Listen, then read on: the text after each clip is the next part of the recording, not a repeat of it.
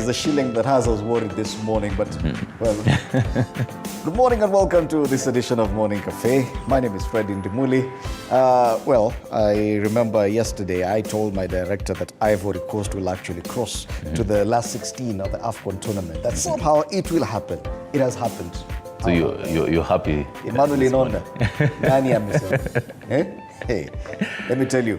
Well, my name is Fred Ndimuli. How hot is the coffee where you are? And I'm used to standing in Ringita. Last week, rather yesterday, we promised you that we'll start the countdown for the end of January. And this is the final Thursday of the month. Tumetoka mbali. Oh yeah, there's no other Thursday. There's no other Thursday. So we can actually start the countdown. Oh yes. So it's about, is it 4? Is it, about 7 days to go. 7 or 6? I think. Let's put 7. Okay, 7 days. 7 days. Oh yes. To the end of January. Oh yes. And about now, is it 20-something days to Valentine's? I'll confirm that. That's just depressing. All the way to start your morning, but hey. A very interesting discussion you're having later on this week. Oh yes, and speaking of Valentine's, and kama huna mpoa bado, you spend a lot of your time around the office, and there's that person you've seen. We'll be discussing that later. Question of the day. Should office relationships be discouraged? Should office relationships be discouraged? Very interesting. You can be part of that conversation, of course, online through our social media pages on X at TV47 News and on Facebook, TV47 Kenya. Oh yes, hiyo italeta joto. Hiyo iko na joto tayari. Oh, speaking of joto, let's take a look at how much joto you expect today. Right now, 70 degrees Celsius. It promises to continue being hot this particular week, which reminds me, Fred, we were taking a look at last year, the whole El Nino, and the whole focus was to continue for this year until around April there. I think it eventually died down. Well, you never know. Maybe we were experiencing the other side of it. There's El Nino and La Nina. So they go hand in hand sometimes. All right.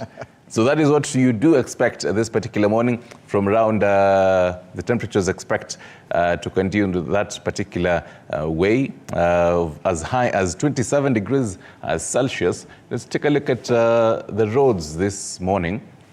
I do have let me see, Thika Road as well as Ngong Road and also Mombasa Road as it curves like that, and not major snarl-ups at this particular moment. Let me just zoom in to see which particular roads you should be avoiding just before you actually hit Anniversary Towers. Slight snarl up there, probably bus stop there, so that explains it. No other snarl-ups this particular morning, so you are good to go. Let's take a look at some of the highlights of the Gazettis this morning. We do start with the Standard. Yes, and this is what was causing us problems. What shillings free fall means. That's a big headline on the Standard this morning. We have the other dailies that are not necessarily focusing on the shilling. Why Raila party meeting aborted? Yes, there was that meeting that was to take place today. It's no longer happening. Moving on, Taifa Leo, waliopata kwenda chuoni, masuala ya elimu pale, tutakuwa tunaangazia hayo baadaye. Leaking airport, 8 billion shilling sunk in shoddy jobs. Wow. Interesting. On the Star. Do we have any other? Yes, on the Business Daily, debt chief exits Treasury after Eurobond fallout. Things are getting thick as we speak. Oh, yes. That is the Business Daily. We'll be taking a look at other dailies as we do move on. Let's take a look at the highlights this morning. All right. And in our highlights this morning, Azimio's make or break crisis meeting to resolve cracks within the coalition called off at the last minute after a series of internal feuds.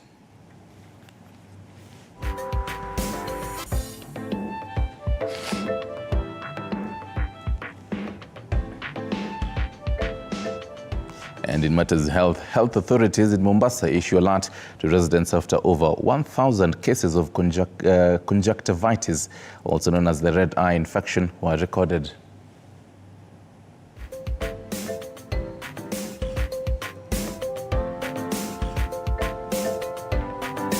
To the AFCON tournament now, and I said it, hosts Ivory Coast scraped through to the round of 16 at the ongoing AFCON tournament, with Tanzania joining giants Ghana, Tunisia and Algeria in bidding farewell to the competition.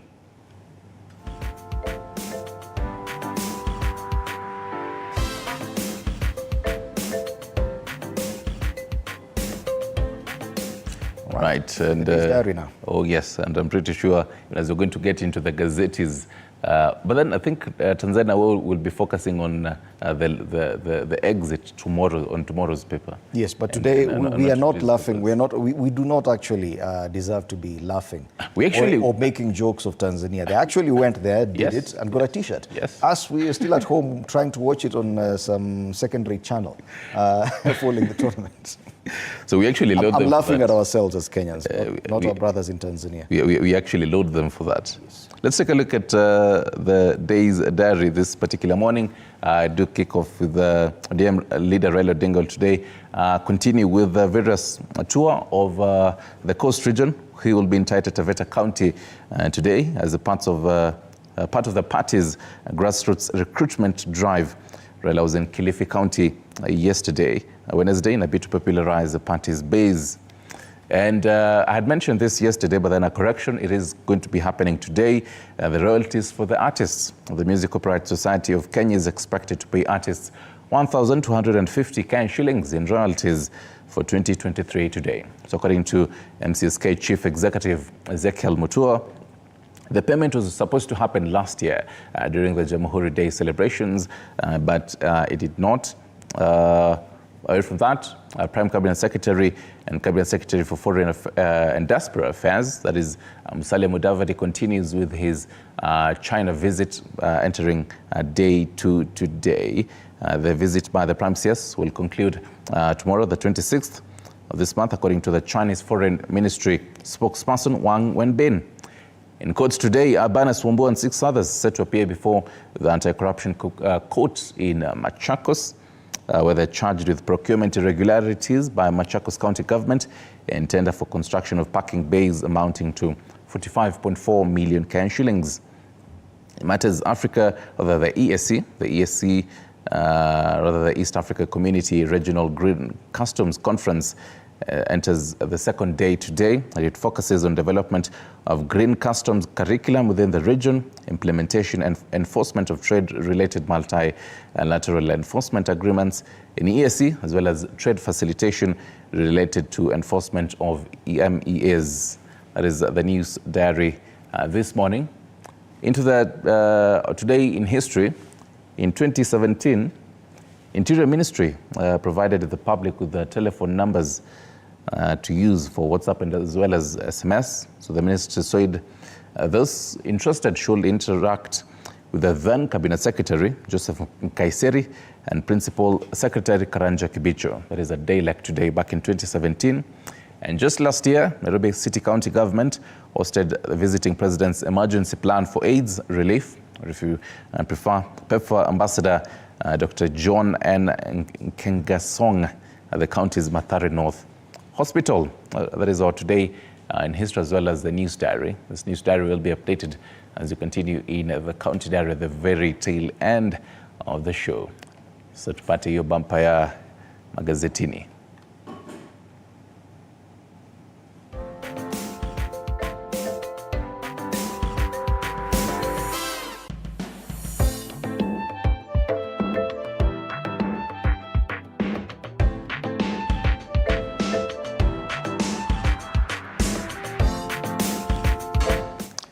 What shillings free fall means, that's a big headline on the Standard this morning. It is a very worrying headline. Arresting the plunge. The steep decline in the value of the shilling is causing negative ripples throughout the country's economy. Consumer goods prices are skyrocketing. Public debt is rising. Government interventions are yet to bear fruit. And as the local currency shoots for 170 against the US dollar, Kenyans are asking, where will it stop? That's a big headline. Extensively covered on pages 4 and 5 of the Standard. And 101 and 34 cents, that is what the shilling was trading at against the US dollar in 2019. The local currency has come under steep pressure in the last 2 years, hitting unprecedented lows, not highs. 160, what the shilling was exchanging against the dollar yesterday, according to official CBK data. However, some traders were exchanging it for nearly 170 shillings to the dollar. That is a sad state of affairs of local currency. Not many other highlights on the front page of the Standard today. But yes, the mention there of what's happening in Nakuru and why Senator Keroche wants Kihika removed. Oh, she actually changed her name officially to Keroche. Yes, so she's called Keroche. So why Senator Keroche wants Kihika removed? Nakuru Senator tells MCS to initiate impeachment of Governor Kihika for allegedly violating the Constitution, citing the War Memorial Hospital raid.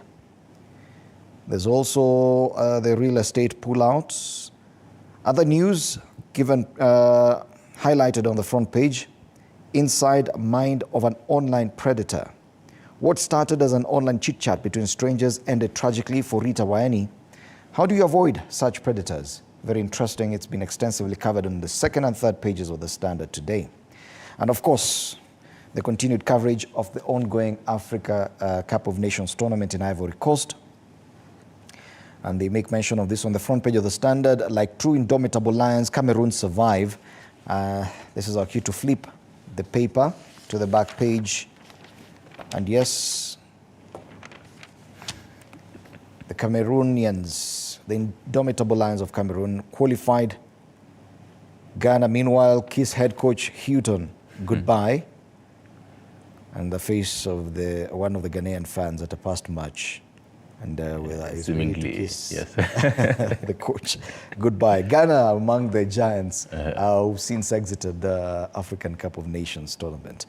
Ghana, Tunisia, Algeria are out. Of course, our neighbors Tanzania are out as well. Some other teams, and but quite some juicy matches coming up in the round of 16. Tomorrow it breaks, then Saturday. Yes, if I may just mention some of the interesting ones. Yes, Nigeria versus Cameroon on Saturday. Yes. That's an interesting game too. Then on Monday, Senegal, Cameroon. Meaning that one of those teams will not make it to the quarterfinals.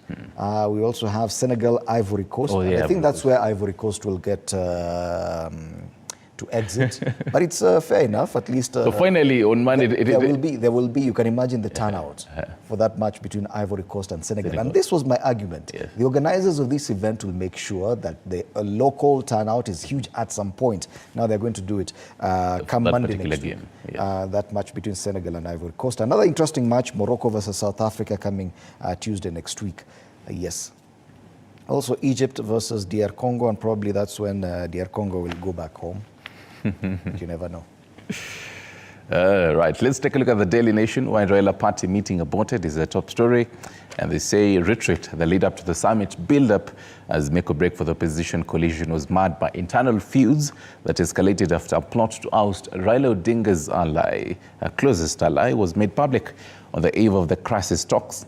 Officials abruptly called off today's assembly, and it emerged there's more than the official reason advanced for the cancellation.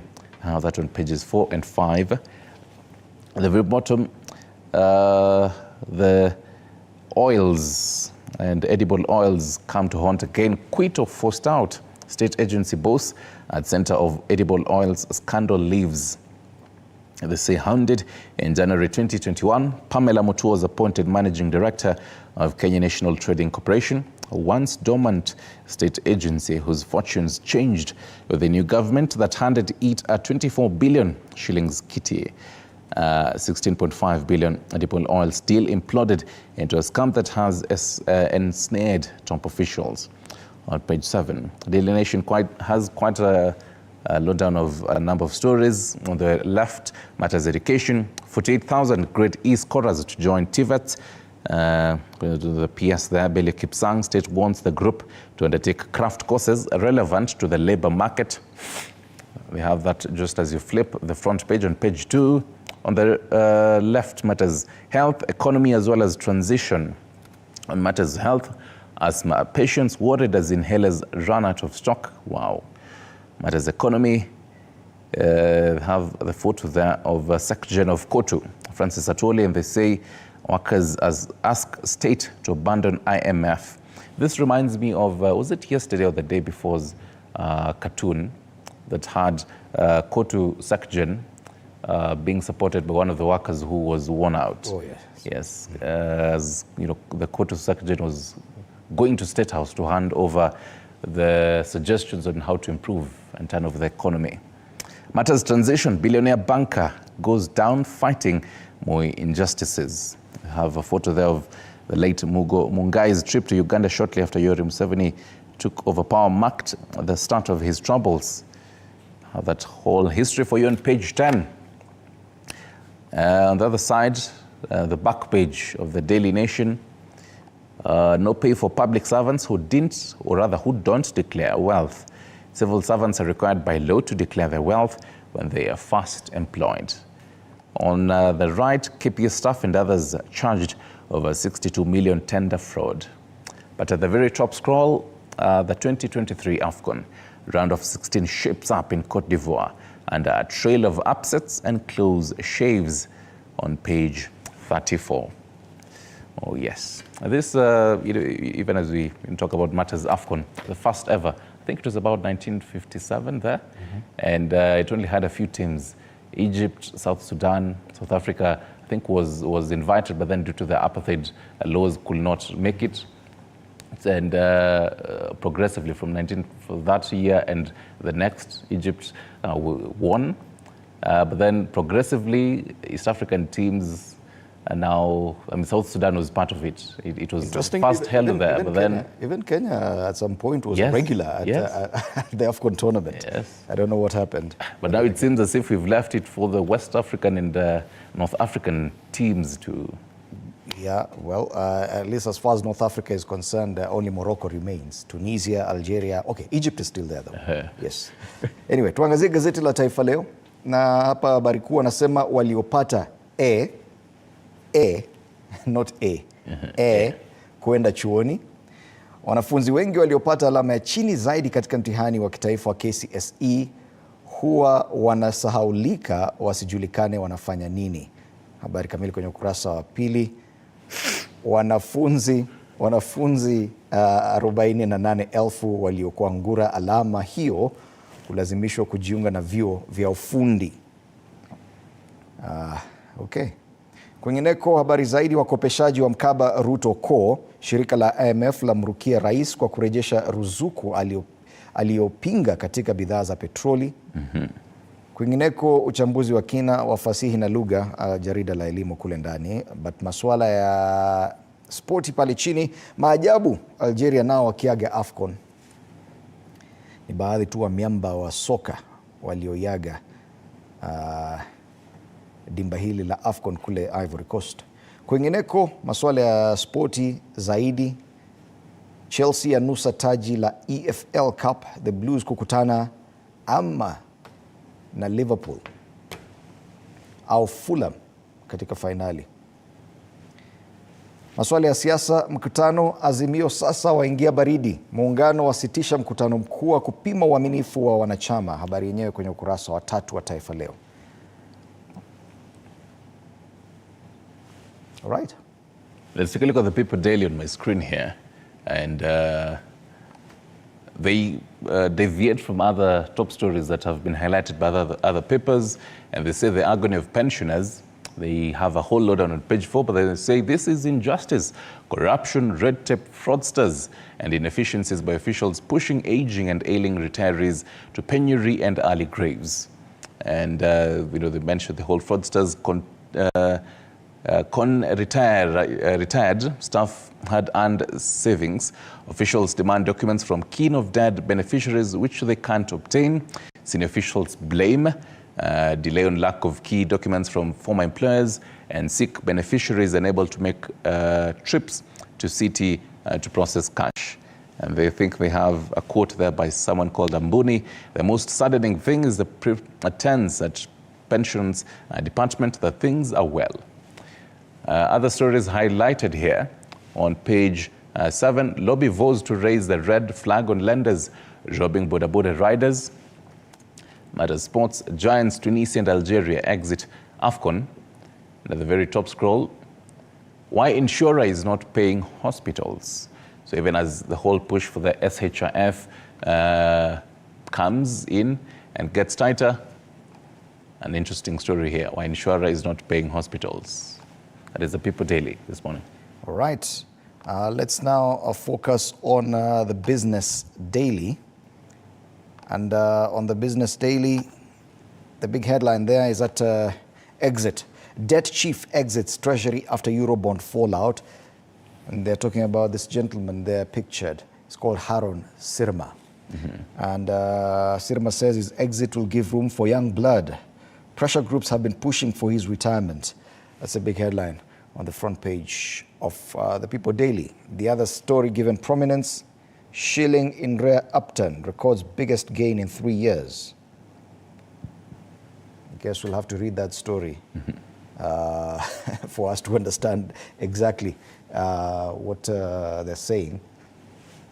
Do you have a hard copy of, because we need to explain this. On one hand, they're talking about the weak shilling, and on this one, now they're saying the Kenya shilling on Tuesday gained at the fastest pace in 3 years against the US dollar after it added 0.73% value to trade at 160 compared to 161 on Monday. So it was a slight upturn for the shilling earlier this week. Although, according to the Standard, it's on a free fall. So we're heading very close to 170. So yes, probably it's an argument that we need to scrutinize further. Other highlights on the front page, and this is on the ticker. Vehicles sale frozen over NTSA shift hitch. Second-hand car dealers are grappling with strained cash flow amid hitches in making logbook transfers on the National Transport and Safety Authority portal after the agency transferred systems to eCitizen. In other news, banks defying dirty cash laws, risk fines. Now, they're saying that banks and other financial institutions and their employees face steep financial penalties of up to 20 million shillings if they fail to comply with the recently amended anti-money laundering regulations. Maswala ya wash pale. At least someone is writing about it. And finally, Kenyan stops NSC dividend yield stable. Kenyan's share price collapse has seen the power producer become the top NSC-listed firm in terms of dividend yield. The rate of cash returns measured against the prevailing stock price. That's Matters Business today. Right, let's head to the airports and see why they are leaking. That is the front page of the Star. Leaking airport, 8 billion Kenyan shillings sunk in shoddy jobs. So they say the Kenya Airports Authority also put on the spot for paying billions to contractors for stalled projects in 4 airports. Have that low down for you on pages 4 and 5. But at the very bottom scroll, Matters wildlife there. Zebra fall all alone after mom dies of birth complications. Wow.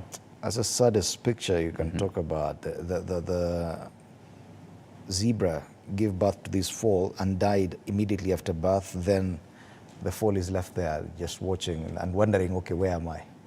And who is this who's dead here? What is happening? What a way to start your life. Wow, that's a sad picture.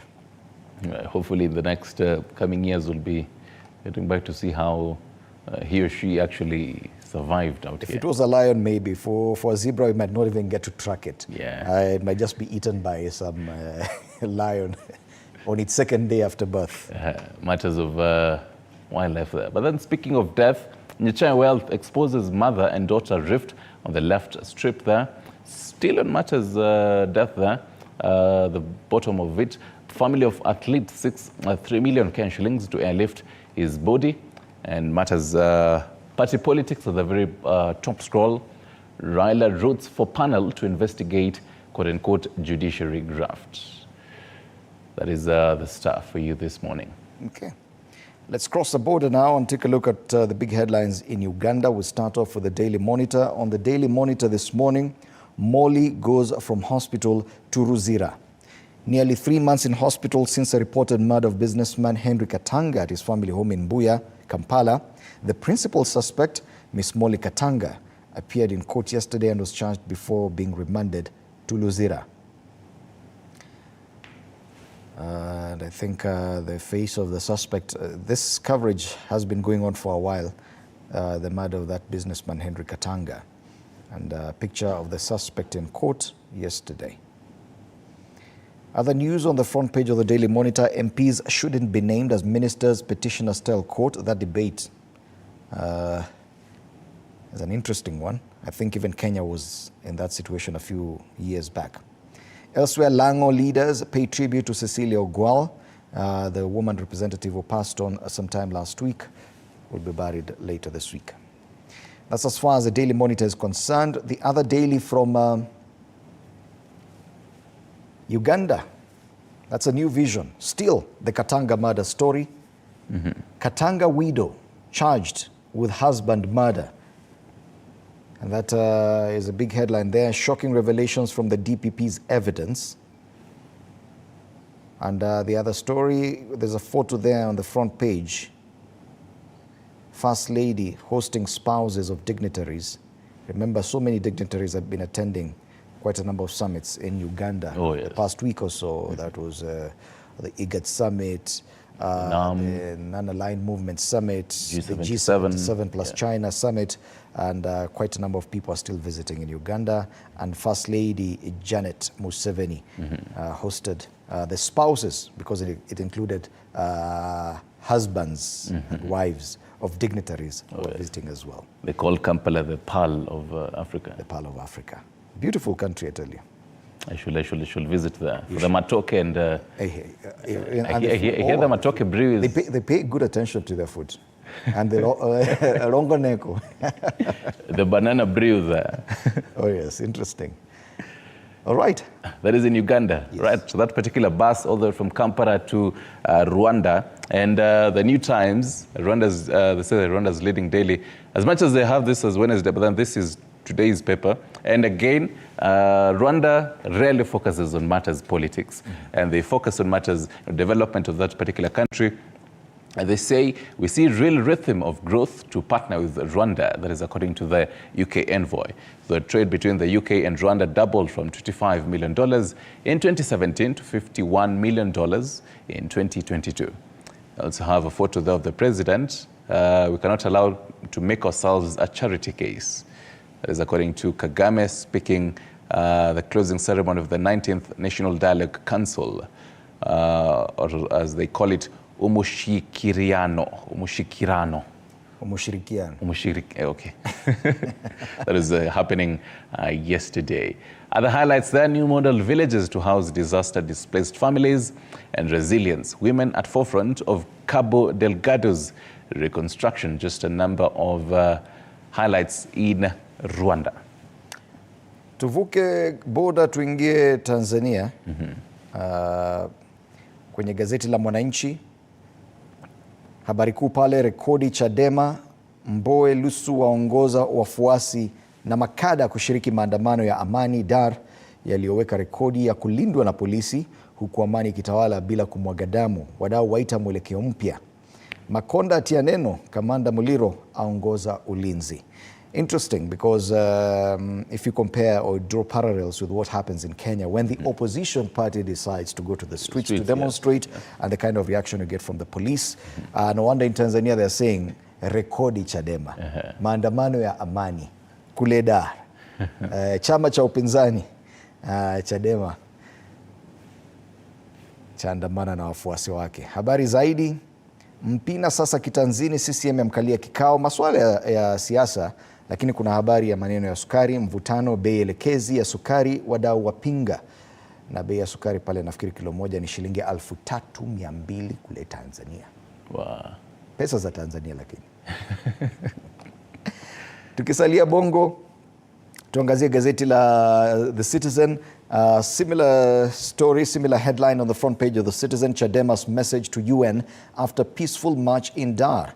The opposition party yesterday delivered a message whose contents are common knowledge to the UN office in Dar es Salaam after holding a peaceful and largely incident-free demonstration in the city. The story is on page 2 of The Citizen in Tanzania. Other highlights on the front page: what transpired when Salim met with Gaddafi. According to Dr. Salim Ahmed Salim's personal notes, former Libyan leader Muammar Gaddafi asked him to resolve disputes in northern Africa, particularly between Libya and Chad. Elsewhere, trafficked teens face exploitation in tobacco farms. This is a continued special report that has been featuring on the front page of The Citizen about young girls being exploited sexually, especially in agricultural and mining areas. Well, those are the stories given prominence on The Citizen today. Right. We do also have two other dailies from Tanzania. Habari Leo focuses away from matters Chadema. They say Rais Samia asifiwa kuimarisha demokrasia. Pale chini awasili ziarani Indonesia, mikataba 7 kusainiwa leo. Another story, another highlight From a different paper, from Uhuru, Nchimbi ahimiza maadili ndani CCM, and they're also focusing on Samia's visit, I think, to Cuba. They say Tanzania, Cuba kuimarisha uhusiano wa kidiplomasia. Pia na taarifa lile la Chadema na maandamano ya Chadema ya Doda, Makonda akitikisa. Vidokezo vya Tanzania pale. Rejea nchini Kenya, on page 14 of the Standard is the caricature for this morning, and on the Daily Nation, I believe on page 15.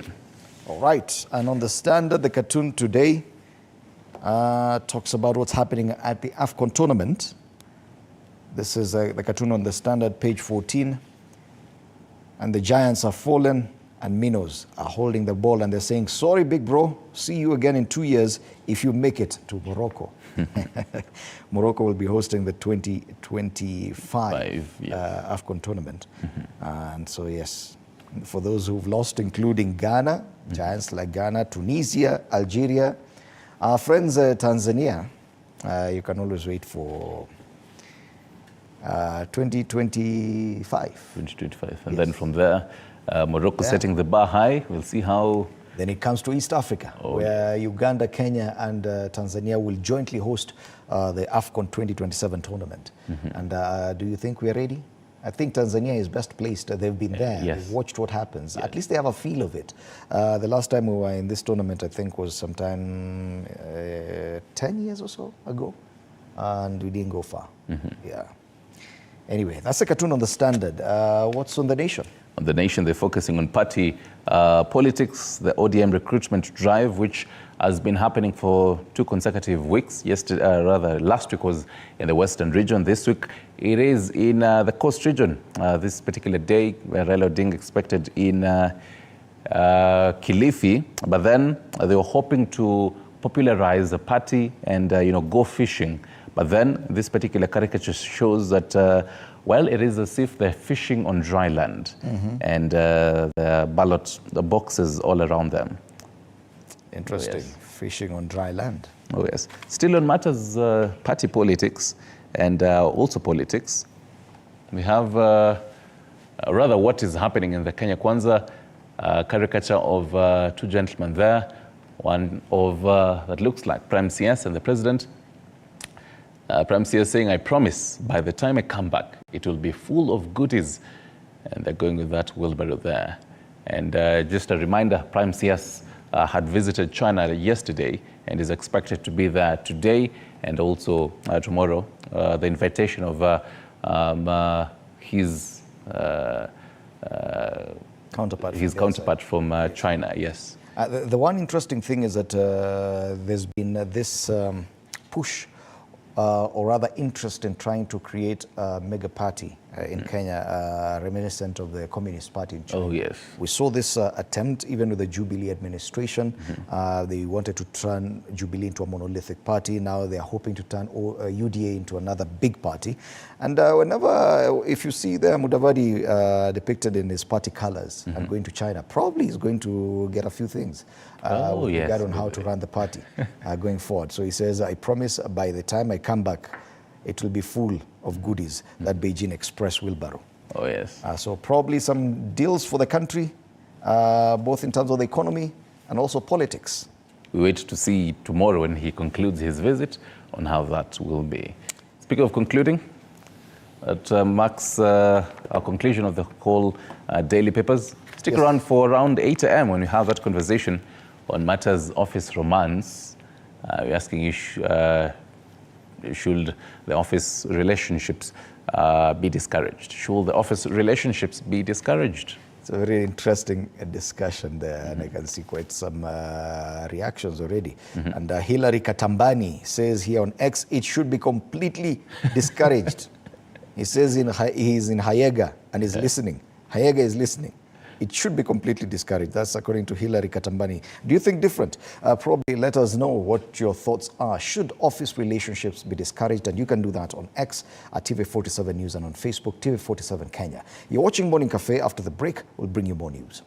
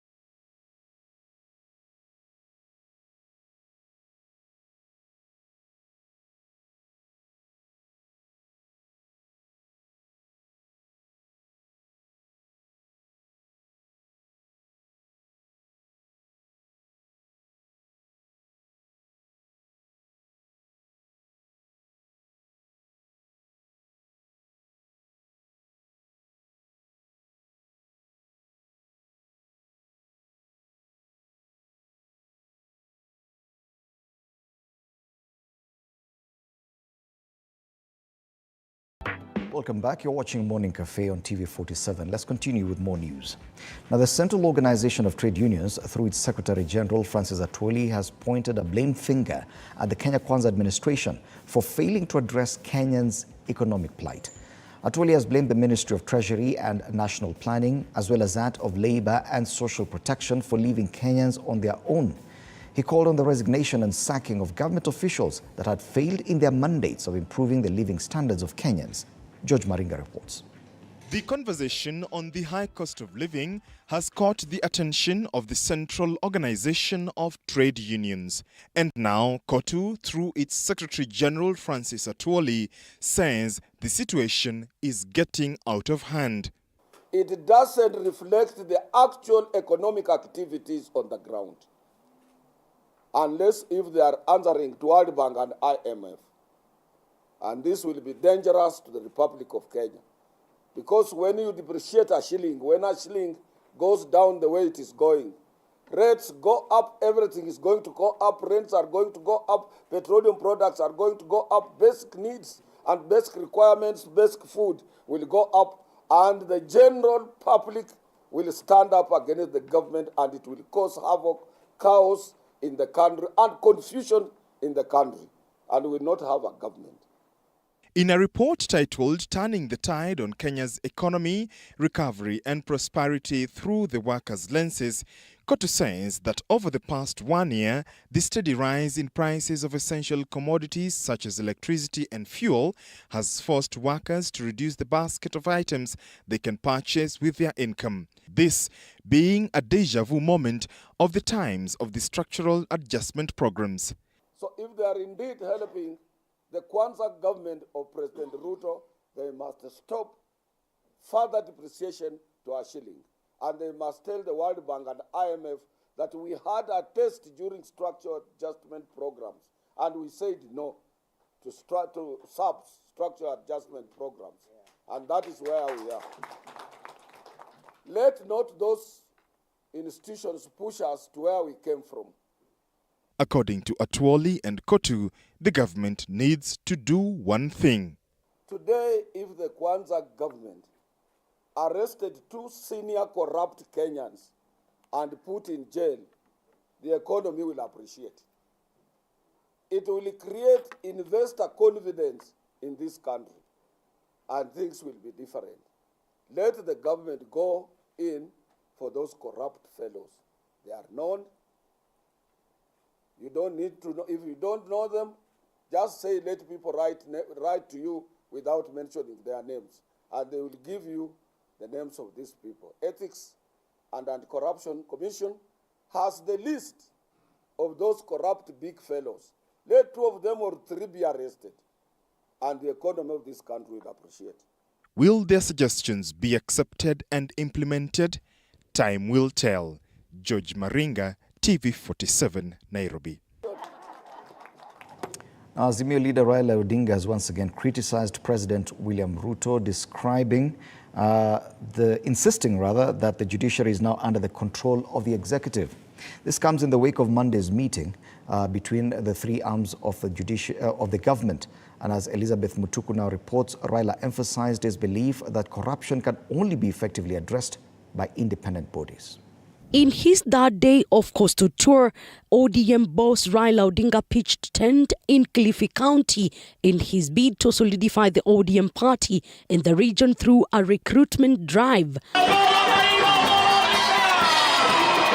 Raila criticizing President William Ruto for emphasizing his commitment to combating corruption, also insisting that the meeting among the 3 branches of government regarding corruption was ineffective. According to Raila, corruption can only be effectively addressed by independent bodies and not through what he said was coercion and intimidation. To blackmail and intimidation of the judges so that they can be compliant.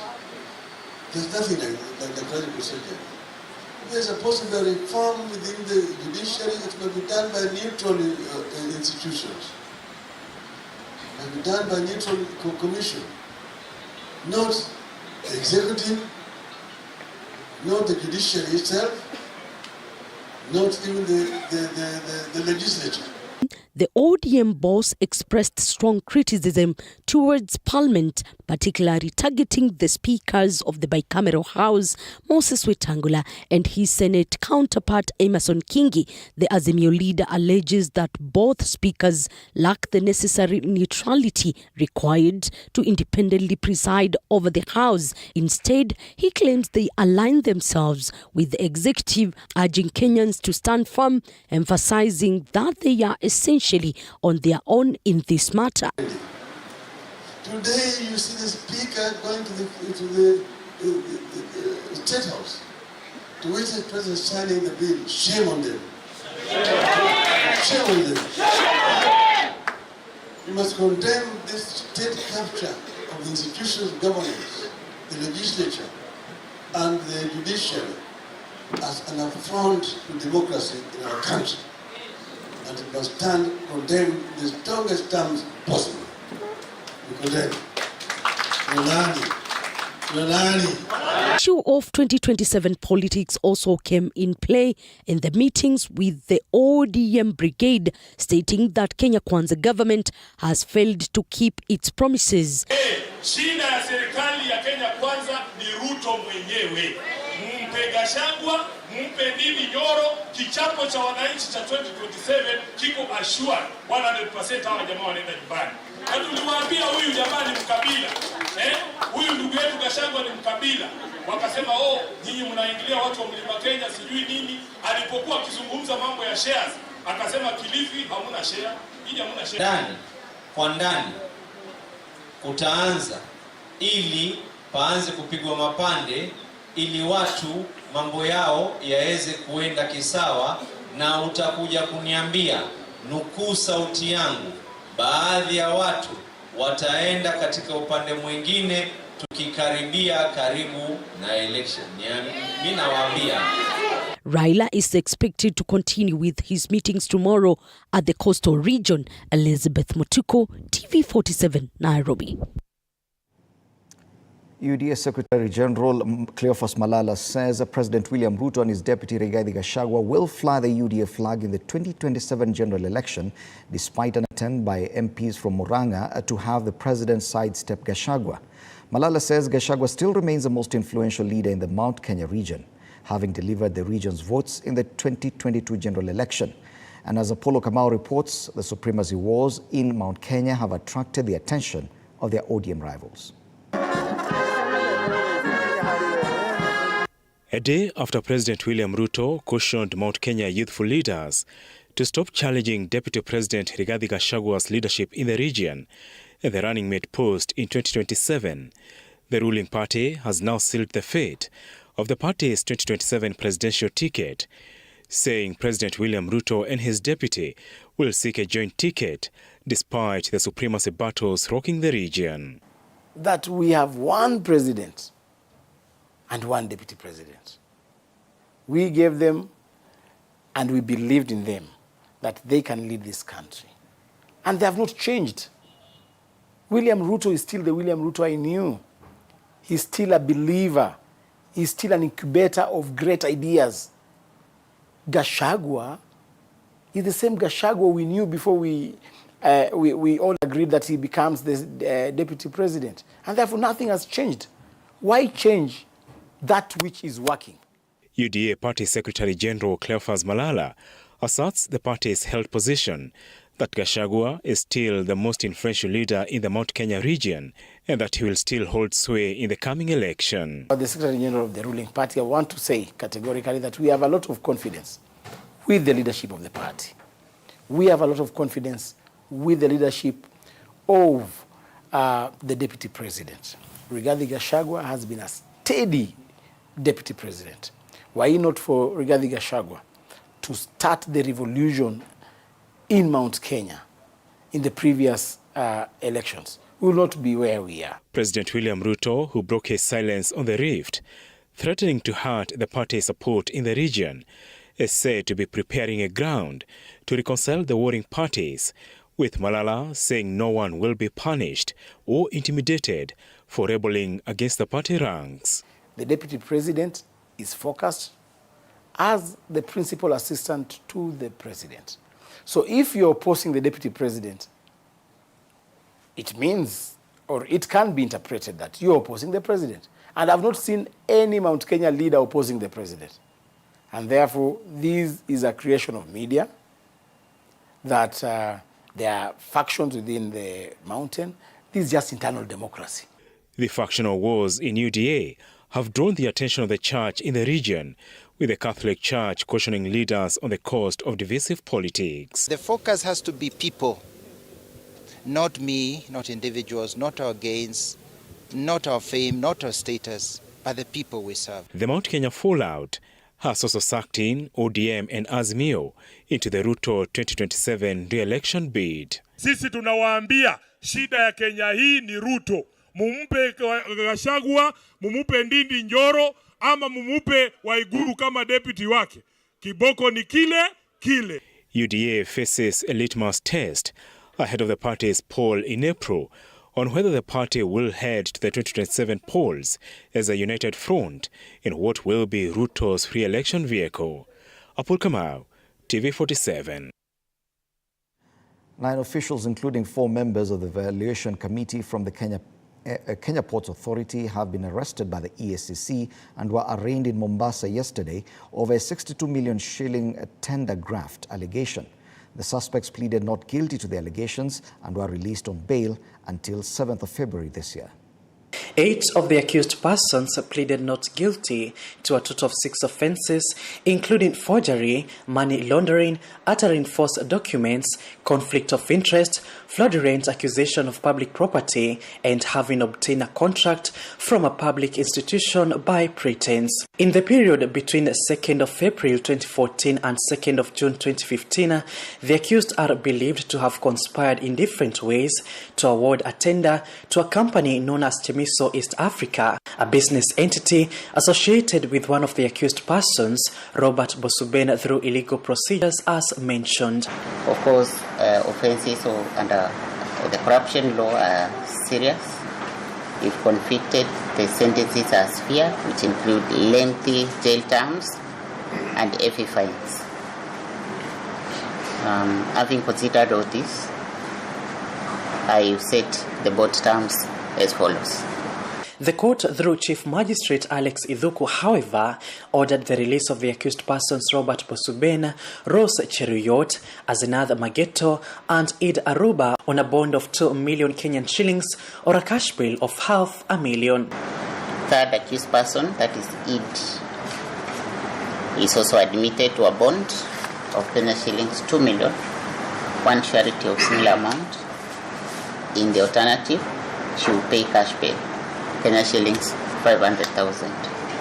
On the other hand, Yobesh Orayo, David Angwenyi, Nora Mugambi, and Adhanai Wambare were released on a bond of 1 million Kenyan shillings and a cash bail of 100,000 Kenyan shillings before the case is to be mentioned after 14 days on the 7th of February. David Arika, the 9th accused person, a retired officer from KPA, is to be included in the case and will be required to appear in court on 7th of February. Paul Munio, TV47, Mombasa. 7 traders from Isli in Nairobi have been charged with being in possession of uncustomed goods, including milk, worth more than 6 million shillings.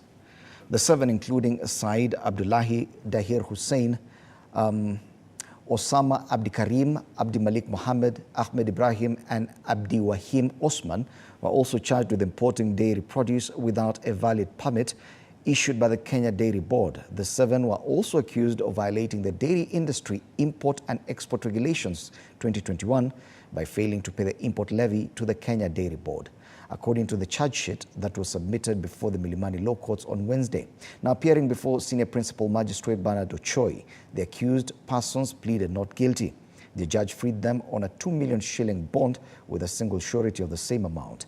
They also each had the option of posting a 500 shilling cash bail with a single contact person. The case has been scheduled for mention on February 7th. Where they are employees? Where? They are employees of that wholesaler. So this case will be had before this court. and each of the accused may be released on bond of 2 million shillings with 1 surety of the similar amount of cash bail of 500,000 shillings each with 1 point of person.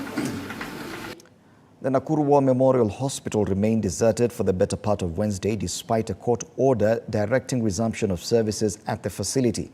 The county enforcement officers and police were seen manning the facility's main entrance, allowing no one to have access to the premises. Chichi Josephine tells us more. Hours after the Nakuru High Court issued an order directing all health workers at War Memorial Hospital to resume duty, the hospital premises remained deserted for the better part on Wednesday despite the order. Employees, including health workers who arrived at the hospital with expectations of resuming their work, were barred from entering the hospital compound. From morning, we have just been waiting and waiting to see what is going to happen. And we had a lot of expectation, we had a lot of hope that we'll get in. Because as staff and professionals, we knew automatically we'll get in. But it didn't happen. On Tuesday, the court process server Moses Mbudia arrived at the hospital to serve the order by the High Court but was denied access and had no choice but serve the court order by penning the document on the main entrance of the facility. I'm serving a court order. I've been directed by the court to serve. So I need to get in to serve the court order. As you see, they have refused to open the gate. They have also refused to receive the court orders. Now we don't know what to do because we can't even access the place. The court ordered that War Memorial Hospital be allowed to run their affairs, and they have refused us to serve the court order. The wrangles have sent a fear for patients who are undergoing important procedures like dialysis and those who are admitted to the facility and were unexpectedly discharged. On that day, we had 17 patients. We had a critical patient in ICU. We had a patient in HDU. And I understood they were moved out because by the time they were being moved out, I was not there. We had been removed from the hospital, so it is not as we did it. And unfortunately, I got a call this morning that one of the patients passed on, but I can't say what exactly happened, but that is the situation. In an unfortunate turn of events, a member of Central Rift Matatu Owners Association died at the facility, allegedly at the height of the portion pool, an issue that members of the association have said should not be politicized. Ukweli ni kwamba hiyo ni piko kwetu kama wana matatu. Yetu tu ni kupeana risala za rambirambi kwa jamii. Kumekuwa na maneno ambao inasambaa kwa mitandao yetu ambao hatungependa iweze kuendelea kusambaa sababu inaumiza jamii wakati wanaomboleza. Chichi Josephine, TV 47. An autopsy conducted on the body of 24-year-old Grace Wangari revealed that Wangari died of excessive bleeding after a major stab wound on the right buttock. And as Moige William now reports, crucial leads are now emerging regarding the love that turned sour between Wangari and her suspected killer, as detectives now shift attention to some of the social media posts by the suspect. Wednesday, pathologist Peter Ndoiga led the autopsy process on the body of the late Grace Wangari at Nairobi's city mortuary. The process that took more than 20 minutes illuminated more light into the death of the mother of two, who was pronounced dead on arrival at Kiambu Hospital, where she had been escorted following an altercation with her said lover. Ndoiga revealing that Wangari succumbed due to an excessive bleeding caused by an 11 centimeters deep wound on her right buttock that reached the pulmonary vein caused by an object which wasn't a typical stab wound. The wound is not the typical stab wound from a very sharp object, but it is still penetrative. I don't know the force that was there. So the cause of death is literally bleeding from that penetrative stab wound. The latest findings following the autopsy gives crucial leads to the investigators who are currently holding Clinton Mwangi for 14 days following a miscellaneous application at the Bakadara Law Courts to complete investigations into the death of the mother of two. Other than relying on the autopsy report, detectives will dive into the digital activities of the main suspect, who is claimed to be Wangari's boyfriend. On the 21st of November, for instance, on his Facebook wall, Mwangi posted, and I quote, "I am not meant for casual love. I was born for soul-consuming love and obsession. It's all or nothing." End of quote. 6 days later, on the 27th of November 2023, he jotted on his wall, and I quote, "Yes, I deserve a spring. I owe nobody nothing. Someday I will let you go and it will not ache. Someday I will realize I deserve more. We are all of us stars and we deserve to twinkle." End of quote. Mwangi's seemingly cryptic messages continued on 2024, where on the 5th of January he posted this year, "Do not overplay your part. Treat people the same way they do you." And 3 days later, a message stating, and I quote, "If that, I love you, ain't coming from your parent or child, then don't believe it. Thank me later." The post-mortem conducted on the body of Grace Wangari giving fresh but also crucial details to investigators working on the investigation to her death. Mwege William, TV 47, City Mortuary, Nairobi. All right, time now for a break. You're watching Morning Cafe. We'll have more news after this.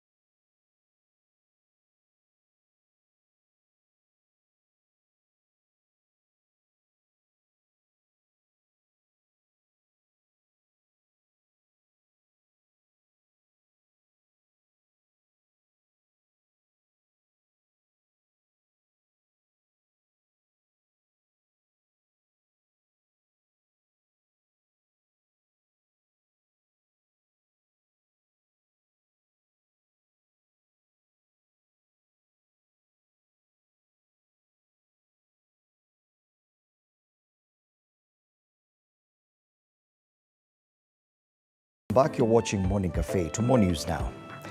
Residents of Mombasa County have been cautioned about an outbreak of conjunctivitis disease, also known as the red eye, after several cases were reported at the county public health facilities. The county government, through the Department of Health, has issued a statement urging the residents to take necessary precautions to avoid infections against the first spreading eye illness. Conjunctivitis can be caused by viruses or allergies, with its patients experiencing blurred vision, redness, itching, and discharge from the eyes. The patient can, however, heal in a couple of weeks without treatment. Nonetheless, Kenyans have been asked to maintain hand hygiene, avoid eye rubbing, and practice good respiratory hygiene, among other safety precautions that would control the red eye infection.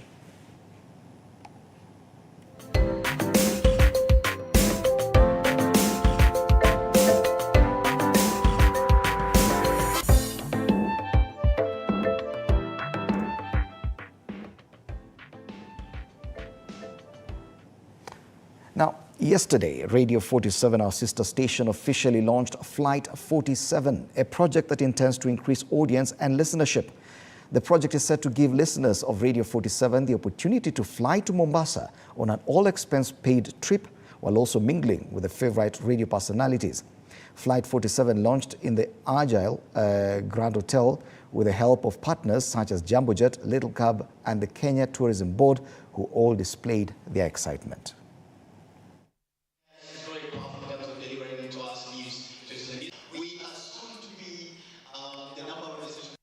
Yangu ni kushukuru tu na shukran kuu na dhati kwa wasikilizaji wetu hasa wa Radio 47, kitu ambacho kimekubalika kote nchini baada ya kuwa hewani kwa chini ya mwaka mmoja. Flight 47 ni njia ya Radio 47 kuambia wasikilizaji wetu ambao wametupokelea kwa njia kubwa sana kwamba tunawapenda, tunawashukuru na tuna mengi tumewaandalia. We started the conversation around this campaign.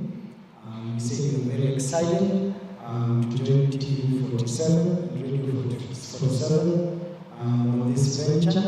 Of course, us being the leading low-cost carrier in Africa aligns with your ambitions as well. We consider this partnership with Little as the beginning of a never-ending relationship. Basically, we are here to stay and there is no divorce. We may not have said this to you, but we see the program that was specifically coined for specifically the local market and even the regional market to encourage Kenyans to, pick up their bags and visit the destination. I'm happy. Nimefurahi sana. Hii ni mara yangu ya kwanza kuingia hata kwa kiwanja ya ndege. Ni mara yangu ya kwanza in fact. Yaani nilikuwa na furaha sana na kufurahia kupata ticket ya Flight 47. Now, as a world-marked International Education Day yesterday, global statistics showed that approximately 244 million children are currently out of school, and over 617 million lack the ability to read and perform basic mathematics, as reported by UNESCO. Now, despite these concerning figures, in many regions, a significant number of graduates are grappling with unemployment, leading them to take up low-paying jobs, often associated with those deemed less educated, such as charcoal burning, boda riding, and hawking. Nicholas Mbai tells us more. In one of Webuye town's slums, we met Austin Kiveo wedding a garden. Kiveo sat for KCPE in 2023 at SEK Webuye Primary School and scored 381 marks, securing a placement at St. Anthony's Kitale Boys High School. The environment here depicts a real economic struggle. Sylvanus Kiveo, the boy's father, is a former employee of Webuye Pan Paper Mills. His life changed after the company collapsed. Wakati Pan Paper ili close down, watu tumepitia changamoto mingi sana. Sababu wengine tulikuwa sasa tumeanza kusomesha watoto, wengine walikuwa wanaenda secondary. Sasa ilikuwa mpaka waanze kuhustle kutafuta mbinu vile watoto wanaweza kusoma, vile watoto wanaweza kukula. Na sasa kuanzia wakati huo mpaka saa hii hakunako kitu yoyote yenye tunajishughulisha nayo apart from ukulima na kibarua kidogo kidogo tu. Ninaitwa na wenzangu kuwafulia, ninawalimia, ninawaendea hata maji ili nipate chakula yao ya kila siku. Wakati sina hiyo kazi ninakaa tu.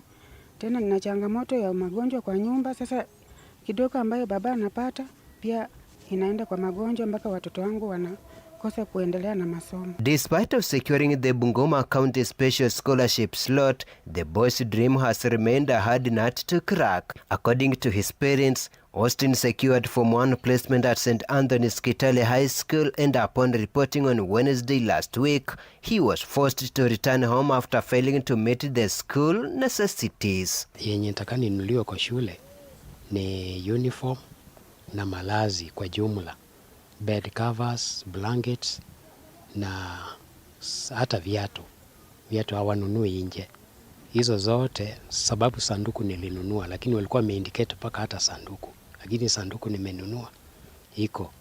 Yenye imebaki is totaling to 26,000. Tulipopeleka mtoto Jumatano shuleni, ikawa ya kwamba vitu za kununulia mtoto ndani ya shule ni pesa mingi na hatukuwa na pesa ya kununua.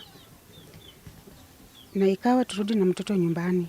The family is now at crossroads, urging well-wishers to intervene and help their son realize his dream. Hatuna mahali peche tunaweza pata kitu ingine kuongezea kwa mambo na shopping. Mahali peche tumefanya tumefikia, tumebaki bure. Akinisaidia ndatia bidii. At Wekeleha village in Kandui constituents, Ruth Nekesa reads from the same script. A mother who is a banana seller can only afford to buy an iron box. Her dream of joining the Sacred Heart Mukumu Girls in Kakamega County might be at risk. It's very much unfortunate The high number of needy students in the county has forced some of the leaders to turn to changa-changa mode in a bid to help some of the needy students in their area. Mili Masungo is ward MCA for Misihu in Webuye West constituency. Muda ambao nimekuwa uongozini nimeona mahali kumekuwa na shortcomings kufuatana na pengine pesa yenye tunapewa kama ward bursaries kutoka kwa ofisi ya mbunge, na nikaona kwamba there is a gap kwa sababu kuna watoto wachache sana upate hiyo pesa. Na nikakuja nikakaa chini na stakeholders wa ward yangu, professionals wa ward, tukafikiria kama jamii ya watu wa Misihu kwamba tuweze kutafuta mbinu mbadala ya kuweza kusaidia watoto ambao wanasalia. Kenya National Union of Teachers Vice Chairperson Agrina Messi has urged high school principals to allow students in schools regardless of the status. Tuende kwa village watoto wote wenye walifanya form 1 to absorb. Hata kama watafika 500 more than what is expected in your school. Because next year mashule zote zitakuwa lacking form 1 intake. Wanji Sosted, TV47, Bungoma. Wednesday morning saw a number of traders organize protests in Kisumu's Central Business District, calling for the sacking of acting city manager Abala Wanga due to planned demolitions and the transfer of the Kisumu bus stage. The city's services were severely disrupted by the protests. The protesters who burnt tires on the roadways leading to City Hall in order to voice their complaints. The angry traders then stormed Kisumu Governor Anyang' Nyong'o's office at City Hall, demanding that he responds to their requests before they could leave the demonstrations. They disclosed that they had also written a petition previously, which they intend to deliver to the Kisumu County Assembly at a later date. We are here because of the conduct of our city manager, Bwana Abala Wanga. We are here because of the dishonesty of Abala Wanga. We are here because of the personality, attitude, arrogance ya Abala Wanga. Hao wamekuja kuongea na lugha yao na ndio lugha yenye kama watu wa kulipa ushuru. Tumechoka na city manager wa Kisumu County. Yes. Kwanza city manager anadili na watu binafsi. Ukiamuka kwa nyumba yako asubuhi ukienda kazi, pale mahali pako pa kazi unapata wameweka chini. Kwanza tunataka Profesa Peter Anyang' Nyong'o. Ongea na mtu yako wa mkono. Abala Wanga. Awache kudeal kwanza ati ukiletea pesa anaona venye anakufanyia. To business matters now. The Insolvency Act of 2015 is a significant piece of legislation that has had a notable impact on bankruptcy and insolvency procedures in Kenya. It provides a comprehensive framework for dealing with insolvency, including provisions for debt restructuring, administration, and liquidation. But many firms are on the verge of liquidation. Hence, today we examine whether or not the Insolvency Act really works for Kenyans in our weekly market wrap in stocks and markets. Is the Insolvency Act really working for Kenyans? It is working. It is working. And I'll tell you this. Before 2015, I think Kenya was ranked above 100 in terms of insolvency, resolving insolvency. In fact, when you look at the last ease of doing business, I think it was 2019, we had dropped all the way to number, I think 51 or 52. In terms of only insolvency. So you can see this is around the world. So we are in the first lot of countries which have very good insolvency laws. Now to the world of stocks. The market closed the week on a bullish note with the Nairobi Securities Exchange All-Share Index gaining 0.6%. The Nairobi Securities Exchange 10-Share Index gained 0.4%. The Nairobi Securities Exchange 20-Share Index gained 0.2%. And the Nairobi Securities Exchange 25-Share Index gained 0.5%. The trading activity in the market decreased to $3.8 million, showing a decline of 9.8% compared to the previous week. Safaricom, being the dominant player, accounted for 48.2% of the total turnover. Interestingly, despite the decrease in market activity, the stock price of Safaricom actually gained 0.4% and reached 13.95 Kenya shillings during the week. The top movers in the market were banking stocks, specifically Equity Group and Cooperative Bank. Equity Group saw a gain of 2.0% and reached 36.50 Kenya shillings, while Cooperative Bank experienced a 0.9% increase and reached 11.35 Kenya shillings. Sanlam was the top gainer of the week, soaring 26.7% week over week to 7.60 Kenya shillings, while TransCentury was the leading laggard, slumping 11.8% week over week to 0.45 Kenya shillings. Foreign investors remained bearish with net outflows of $36,700. Equity Group led the selling charge, while KCB Group led the buying charge. Foreign investor participation, however, edged upwards to 63.9% from 61.2% in the prior week. To catch the entire interview, tune in to our digital platforms at TV47 across Facebook, Twitter, and YouTube. And that is all we had today in stocks and markets. Let's meet next week. My name is Natasha Wairemo. Now, can you imagine what life could be like if you could not sweat despite feeling too much heat in your body? Well, this is a reality for more than 40 members of the Ilmanyang community in Turkana County. And as the world grapples with the adverse effects of climate change, this community is struggling to adapt to the hot weather conditions. Our reporter Elizabeth Atieno spoke to those affected by this rare condition and now presents to you a sweatless survival.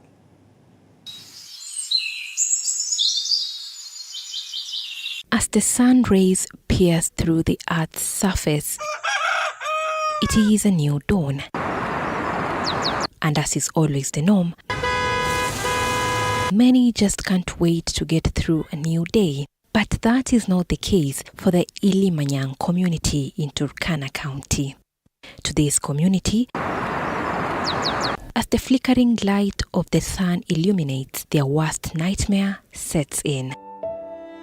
This is a story of a community that cannot sweat despite the soaring temperatures of about 30.77 degrees Celsius witnessed in the vast county of Turkana.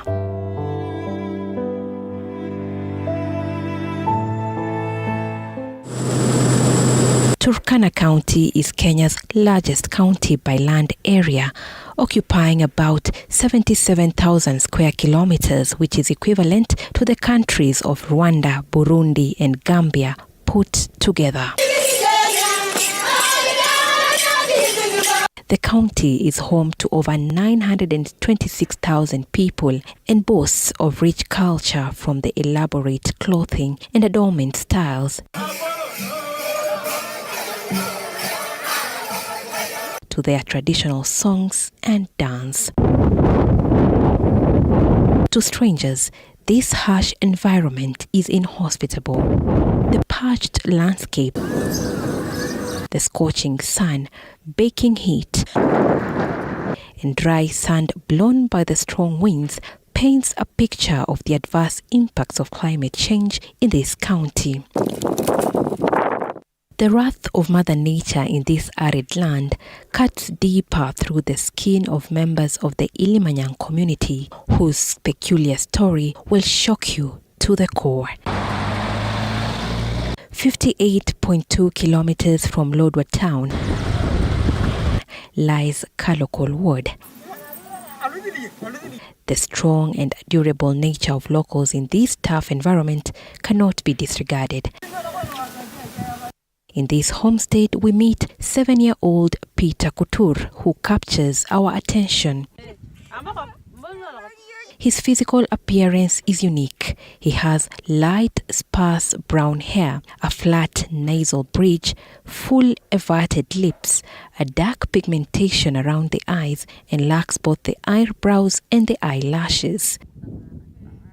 His skin from the facial area all through to the lower limbs is extremely dry, to the extent that you can see some white patches. The discomfort is written all over Couture's face every passing minute. He has to quickly rush to this 20-liter jerrycan of water to sprinkle some water on his body. Within no time, his clothes are drenched in water. Couture is living with a rare genetic condition, making it impossible for him to sweat, and instead he has to regularly cool his body using water to regulate his temperature. I always pour water on my body, and I always carry water from home to school using a small jerry can. Sisi ile kitu inafanya tutoe jasho, we don't have skin breathing pulse completely. So unajua jasho inatoka na skin breathing pulse. Kama saa tu inatoka wapi? Sasa but sasa ile kitu wakati temperature inaenda juu, mwili huko ndani inajua kwamba inafaa kutoa jasho. So ukipata hii ngozi ya watu iko unaona kama imechomeka, inakaa kama iko na maalama. Si hii alama inakosi hii alama ni vile hii wakati joto inakuwa juu sana, ngozi ina contrast. Na iko contrast hivyo inajaribu ku breathe out. Inakaa kama maragwe. Umeona vile maragwe inachemuka alafu maji ishi. Hiyo sasa ina behave inataka kutoa hiyo hewa nje. Sasa kwa hiyo harakati ya kutoa hiyo hewa nje ndio inachoma au hiyo ngozi. Nikitembea kwa jua na ngozi yangu inataka ku breathe, inajishika, yani inashikana hivi, inakuja pamoja. Inataka kutoa hiyo jasho lakini haitoi. Sasa kwa hiyo matundu inangangana kutoa ndio inaweka hizo maalama. This is Couture's younger brother. He's only 5 months old, but he was also born with a condition. They inherited the condition from their mother. Couture needs to pour water on his body after every 10 to 15 minutes. However, his sister Mercy Ekwom tells us the biggest challenge is that water is a very scarce commodity, especially in this village. Maji. Tunatoa maji mbali sana huku. Maji ni mbali sana. Sasa utaweza tumia hata 2 hours ukitembea kwa barabara, kurudi tena ni 2 hours. Still in Kaloko Ward, we visit the humble home of Selina Apitet, a mother of 7. 5 of her children are living with the same condition. They cannot sweat. We find her in the company of her 2 children as she stares at the grave of her 9-year-old son who died in 2017. She tells us the deceased, who also had the condition, was on his way to get water to cool his body but collapsed and died on the spot as he was overpowered by the heat in his body. For now, Apitet has 4 children left, all with severe symptoms of the condition. The main challenge is that my children pour water on themselves and we have a huge problem with water. I also can't leave my children alone, hence I'm forced to stay at home. My husband is just a fisherman. Some neighbors are good while others are not. Some do not allow my kids to play with their kids, fearing that they may acquire the condition. In Kalokol, last financial year, we drilled actually 2 boreholes, and our intention again was to do a pipeline to where the storage tank is. And that was our intention again of improving water access in Kalokol. But again this year, our budget again is actually planned to put, we have actually planned 40 million again to improve the water access in Kalokol. From Kalokol, this rough and dusty road leads us to the remote village of Kapua. Children are all over the place, rolling jerrycans of water on the rocky ground. This is enough evidence of the acute water shortage in this ward. We proceed to visit a homestead with 9 children, 6 of whom are living with the condition. We observe them having bread for lunch. It is crucial to highlight that those with this condition must consume their meals within an hour's interval, so poses the risk of fainting or even death. Ndio hao watu wakae for long. Hatari yao tu ni moja, ni jua na chakula. Unajua kama sasa kwa hii harsh environment, temperature iko very high.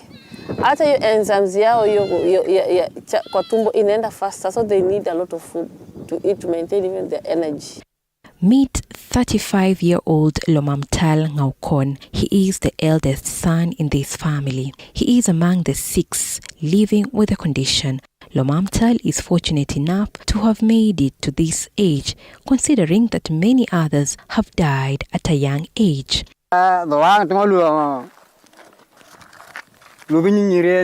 We the Ilmayang believe that it is God who created us. We cannot sweat. Water is our sweat. I am forced to carry this jerrycan of water wherever we go. If we don't, then we die. We don't have water here, so many a times we are forced to go all the way to the borehole, which is at least 6 kilometers away. For now, the drought is so severe, we go all the way to Lake Turkana. Our life is difficult under the scorching heat from the sun. We also do not have enough teeth. We cannot take part in strenuous activities as our body generates too much heat, which in turn endangers our lives. Previously, we were isolated from community meetings as we always had to pour water on our body. But with time, the community has been more accommodating to those of us who are affected. I want the government to solve the water problem because water is life, without which we would lose our lives. We also want economic empowerment and of important access to education for our children. I also want to relocate to an environment where the weather is favorable. We are the 6th generation in Turkana County. Our fathers died. The father of our fathers died. Saizi hapa utaona mtu mwenye ako hold kabisa hapa hivi. Apart from women, but the condition is very harsh to men. All men, including my father who was affected. He died, including their brothers. All of them, they died. 18-year-old James Erot is now in grade 7. For now, he is at home as schools have been closed. He informs us that when he goes to school, he would rather forget his books but not his jerrycan of water. And he is normally forced to walk out of the classroom to sprinkle some water on his body. Shida ambayo niko nayo ya kumwagilia maji. Wakati jua inachomoza, alafu mwili inasikia joto, alafu naanza kumwagilia maji. Nashika maji kwa mkebe. Shida ya nywele ni Mungu ndiye ameumba hivyo. Na maana Mungu ndiye aliumba hata hiyo. Akaweka hivyo ikiwa mbili hivyo. Sasa unakula chakula ya aina gani? Nakula chakula kama mchele na unga. It is now 5 p.m. and Lomamtal's mother is preparing supper for her children. This is not an ordinary meal. She has to crush maize using these 2 special stones to form a smooth porridge-like paste which will make it easier for her children to consume, bearing in mind that they lack enough teeth and saliva needed to lubricate the meals.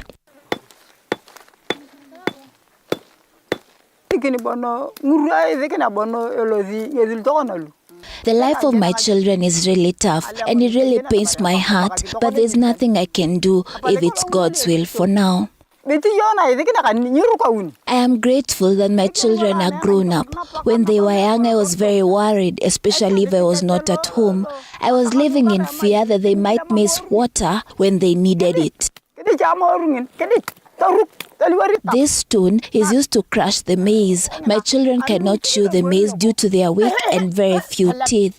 Hence, I crush it to make it soft enough.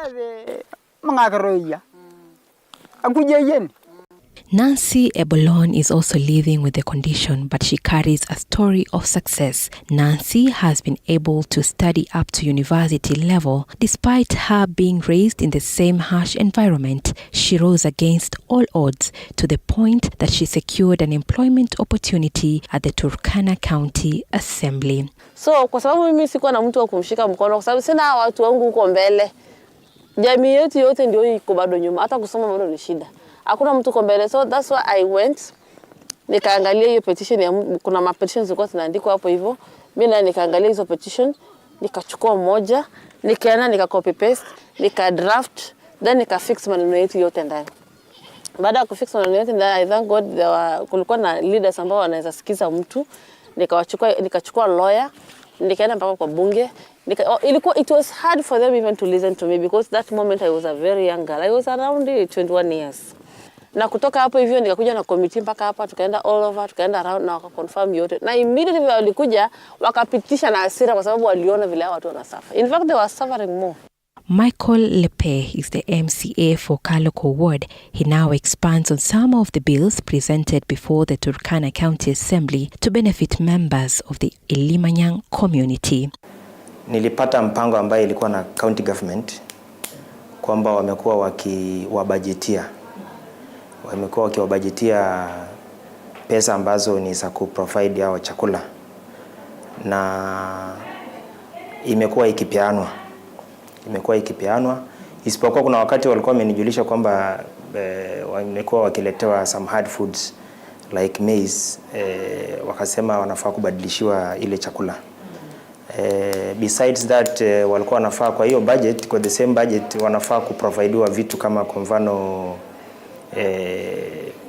uniforms, because kuna wale wanaenda shule. Na unajua ni watu ambaye hawawezi fanya kazi kama sisi wale watu wengine kwa sababu ya ile hali ya ngozi yao, kwa haiwezi stahimili ile hali ya joto na jua. But just what exactly is ailing members of this community? Dr. Gilchrist Lokoel is the Chief Officer for Medical Services in Turkana County and now gives us a medical explanation. My analysis and experience of managing these individuals, they suffer from a rare genetical disorder called hypohidrotic ectodermal dysplasia. Hypohidrotic ectodermal dysplasia is actually a rare genetical disorder that affects several genes within the X chromosome. And the genes in mind are the EDA gene, EDAR gene, EDARADD gene. So they have fewer sweat glands or at times absent sweat glands. So you can imagine the entire heat of the body being trapped within yourself. And so these actually makes them most of the time to suffer from a medical condition called hypothermia. That is, the heat is raised. In children, they have fevers throughout. In adults, that is why they need to cool themselves in order to survive. Over 17,000 people in the world are living with ectodermal dysplasia. Those living with the condition have a survival rate ranging from 88.7% to 97.6%. And in terms of treatment or management, there is little or less that you can be able to do. For example, the issue of hypothermia. They are encouraged to put on cold vests.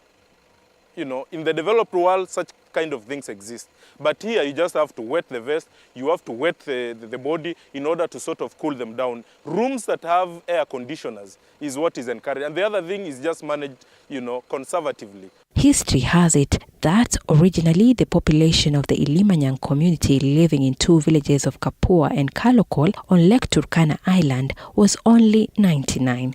Currently, the number stands at 47, 21 being children. Mimi vile nimeobserve wao, all of them, they are very bright. All of them. Hakuna hata mwenye unasema anakusumbua kwa shule ati mwenye anaperform na low marks hakuna. Alafu there is another thing about the positive side of these people. When they are exposed in harsh environment, you cannot measure hata malaria. Huwezi. Yani joto iko juu, nini virus inaingia ina kill.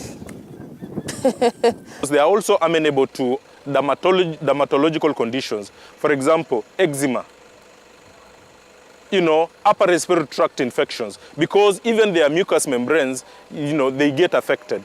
And therefore, also in terms of their immunity, the T lymphocytes, or those blood cells that normally help them to fight diseases, they are also low. You may have also noticed that the symptoms are more severe in males than in females. Dr. Lokoel explains why this is the case. Women, they have 2 X's in their chromosome, and usually it's only 1 X. And women don't use both X's. Usually the dominant X, you can have a dominant X that is okay. And therefore, even if the other one is the hypohidrotic ectodermal dysplasia is on this one, manifestations of it becomes nothing, none, or mild. But for men, that X chromosome that you have, see, it's XY. When it gets hit, then that's it. Access to water is a huge challenge in Turkana County, with only approximately 40% of the Turkana population having access to clean water. This is not only due to the dry climate and worsening drought, but also inadequate water resource development and management. We already have a partner who has indicated to us that they want to sink or rehabilitate 300 balls with regards to, in response to issues of climate change. And that will go into place of doing afforestation, and is going to be a way of mitigation of the issues of climate change. Our major issue here is salinity. We may drill the 60 balls or 30 balls, but in most cases, the water becomes saline. We also spoke to Turkana Governor Jeremiah Lomorukai on the water scarcity issue, especially among the Ilimanyang community and Turkana County at large. He tells us that a budget of 40 million Kenya shillings has been set aside to address the water scarcity menace. Kwa equalization fund tumeweka zaidi ya 186 million. Yote ukiweka tutakuwa na over 200 million ya kuweza kutengeneza maji ya Kalokol wherever we will get enough water, hata kama ni kwa river Takwel, tuhakikishe kwamba maji hayo yanakuwa channel mpaka Kalokol. So in the next few months or so, or even next year, we will have completed the issues of water for Kalokol people. Tuko na kisima iko mahali inaitwa Nabuin. Nabuin is 3 kilometers from Kapua Center. Mahali penye hao Ilimanyang wako. So ile kitu ile proposal nilikuwa nimepeana kwa ministry ni kupipe ile maji. Ni kupipe na kuweka tank. So hiyo ndio kitu ambayo iko kwa plan. Tutafanya tu hiyo piping iende mpaka kwa hiyo kijiji ambayo hao watu wako. According to the UN Office for the Coordination of Humanitarian Affairs, as of September 2023, over 30% cases of acute malnutrition were reported in Turkana South.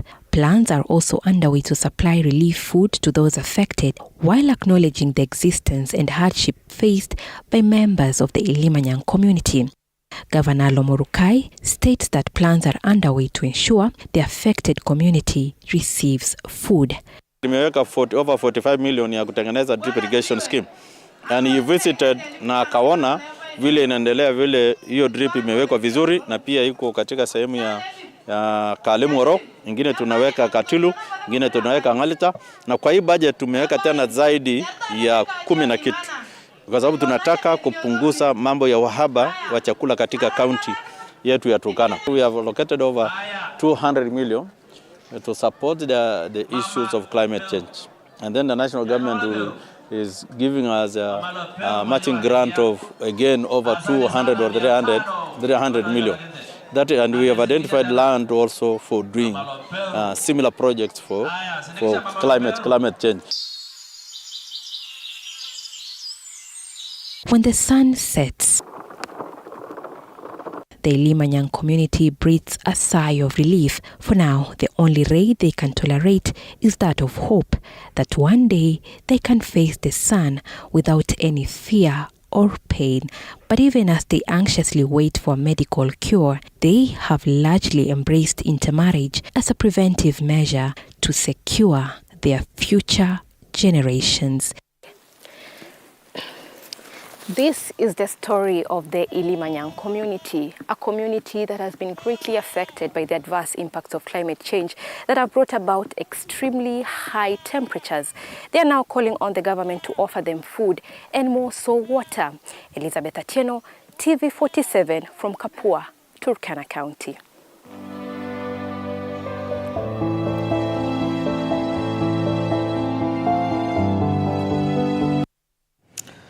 That report by Elizabeth Atieno.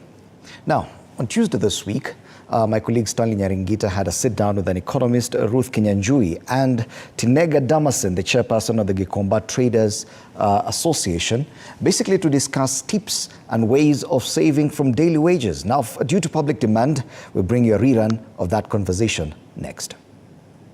Right, karibu sana. This is Morning Cafe. I'm used to Stanley Nyaringita. It's a Tuesday, so giving you tips on how to save and, well, increase your wallet, basically. And this particular morning, as much as I had always escaped business class, I think really this particular morning, itabidi tuongele and get into a business class because we even have a whole board here. But we'll be getting into that later. Allow me to introduce the guests sharpest of minds really. Ruth Kinyanjui, an economist, karibu sana. Thank you so much. I'm pretty sure it's not too late to say Happy New Year. Happy New Year to you too. And Tinega Damason, not a new face to this whole panel once more, the chair of Gikomba Traders Association. Watu Giko shonandelaje? Uko sawa. Uko fresh? Tunashukuru God. We keep on pushing. You know, for us, we always say January is the longest. I remember when you were starting, you were like, bado kuna Monday ingine, Tuesday na Wednesday. Trust me, January is always the best month for us. For you guys, January is the best? Yes, perhaps you. But on our side as businessmen or small scale traders, we don't have that harshness in terms of transaction, trading. But when it comes to the next month, February, we always see ghosts. Yeah, do you agree? I agree if they do proper planning, because it's just to know your cycle and how to deal with that. And clearly the way he said that December people normally make abnormal profits. So that way they can be able to spread in the first quarter, especially business people, but not for everyone. Mwenye amejipanga. Yeah. And speaking of mwenye amejipanga, according to Statista, back in 2022, about 15.9 million people in informal, conditions of employment. So this is about 83% of people who are employed in the country. So this really shows you that this conversation transcends into a huge percentage ya watu uko nje. When we, the common terms utasikia, mse wa boda, mtu wa mama mboga, mse wa mjengo, we'll be getting to know the practicality of how they can actually save, via their daily wages, what they get from hand to mouth. And this particular morning we're asking you, which is the best way to save for those earning on a daily income. Which is the best way to save for those earning on a daily income? We'll be getting your feedback. Facebook, TV47 KE, on Twitter, or rather X at TV47 News. But I think we can really start from there. Which is the best way for someone? Because others might say, well, I'm getting today. I'm sure leo nimeenda mjengo, nimepiga plaster, nitapata pesa. Kama ni 12 so, kama ni thao, nitapata do leo. So that's Monday until Friday. They're pretty sure. So maybe the whole idea of saving might escape them. Like, well, I'm sure I'll get money, so I don't really have to save right now. What do you make up of that? I'll say it in two ways. First, saving is something intentional, something you decide. It's a decision, it's a discipline. And if you know, discipline is not something that is very easy, because it's difficult. It's deciding that people are doing this, but I'll do this. So the pain of discipline also sometimes is not easy for many people. Secondly, if you look at our society, and especially in Kenya, and more so in Nairobi, people really like comparing each other. What is the other person doing? What is this other person? And then you find like people, or everyone want to compete with the other in terms of sherehe nini, things that you want to do, then at the expense of forgetting now the things that matters to you most. However, for those people who have intentionally decided that they want to be able to save. And recently I came to, recently I met a mama mboga. And what really surprised me that they normally do some saving in something in one of the apps in M-Pesa. Every day they put 100 bob, 200 bob every day, and that becomes their saving. So saving is intentional. There are those ones who normally put a piggy bank or something like a piggy bank or whatever kind of a thing, then they put that every day. So what I'm saying is that intentionality, your intentionality, it boils down deep to the person who you are, and if you're not really deviated to do what other people are doing. That way also aligns to some simple things that people usually do in the beginning of the year. And for example, right now people have put down resolution and they have said this is what they want to achieve. But one thing that they normally, maybe many people don't follow up, is now the incremental small steps that are called mission, that you do every day to ensure that what you've decided to do, you'll do. If you do not do that, then that's why you see 3 months down the line, 6 months, the things you set out to do, you've not still done because you did not define the small things that you're going to do so that you can be able to achieve your goal. So saving is a discipline and also an intention that you have to decide. And also when you're focused, it means that you're not going to be deviated by things that other people are doing around you, then you're going to be focused. I want to just mention something very small when it comes to objective, something that is normally taught in a business class when it's called to an objective. When you have an objective, there is also something called limitations. Limitations are things that will tell you that I'm not supposed to do this. And those limitations will not allow you to save. So you have to, it's like the way an aeroplane is going. There's so much wind, but it is you to decide beyond the winds, you're still going to go ahead. All right. I'll a bit come in. Sorry if I may. Sure. I'm thinking of to handle or to share this discussion into two. I'm a groundman. We deal with the daily income. We are hand to mouth. But if you see, this one can be separated into two. For example, I and my employee. I can plan to save, and I can manage to save because I have the capital, standing capital. But now here we have somebody or some people who earns on their daily income, on that lowest ground, they earn perhaps 300 shillings a day. According to our current economy, we have a lot of stuffs which prices have escalated. Things are very much abnormal. The person cannot afford her transportation on a daily basis, cannot support her rent or his rent, cannot support food, because the employer will not increase due to the pressure on the importation tax. On the other hand, the so-called county financial bill that was passed, it really pushed a lot of pressure to us, the lower people. So if the little amount that you could even add, or the employer could add, I'm talking of somebody who is operating in a small food kiosk, somebody who is selling tomato on the ground, akona yule mtu wa kumbebea that nyanya. You see, saving, many people may wish to save, but what are they going to save? Even something to cater for their daily, fully basic commodities. The whole daily spending. It cannot be met. Yeah. So we live on a negative daily basis. That's why if you do a good look into our social life, you'll see many people struggling with ulcers because they skip number of meals. They are adjusting to fit. So if you go to the other side of our side, you will see the little that we used to save initially, we've squeezed it. We have the mission. So roughly, like she's saying, let's say back in we have a plan. Let's say back in around 2019. Yes.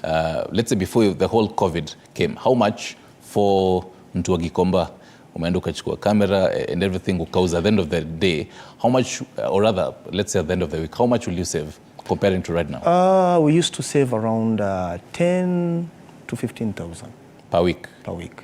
Right 10 now. to 15,000. Right now is crazy. You might not even save anything. Nothing. You might not even save anything. Because the people who used to buy from Gikomba, now the dynamics has changed. Let me give you a whole scenario. We didn't have number of hawkers in town. We didn't have number of online marketing. We didn't have number of deliveries. So people can operate from the keyboard home and sell to Suzy. Somebody like I in Gikomba, we used to receive number of people coming to market, so number of transactions are being made. Now things have changed. The commodities are just at a doorstep. So savings from my end, the income that I used to get is becoming lower because we have number of people like you during the COVID walikuwa retrenched, walipunguzwa kazi, wengine wakanyongwa mshahara. So ile expenditure yenye tulikuwa nayo, ile power ya buy goods and it reduced. Okay. So Currently, as we speak, COVID brought so many people to business. That's the so-called mtumba. I remember the last research that we did. It was about 10 million people are directly in touch with or contactive in Tumba. So you can see it is a huge. Now, the people who are in different companies, like your company, perhaps people were slashed off. Different companies, number of companies have closed due to number of economical challenge. Where are they going to? They're not going to die. They are coming to the business. Now, see the taxation of second-hand goods have been increased. The petroleum shooting. So you can see everything is being pinned on that last result of a cloth. And thereby reducing the fact that one can actually save. Yes. Let's listen to what Kenyans are actually saying, and we'll begin with Naivasha in Nakuru County, just to understand what they're actually saying and the reasons. Are they actually saving? And if they are actually saving, how are they doing this? Let's take a look. Kwa majina ni Grace. Mimi ni mkaaji wa Naivasha. Mimi kazi yangu ni kukata mboga kama mnavyoona.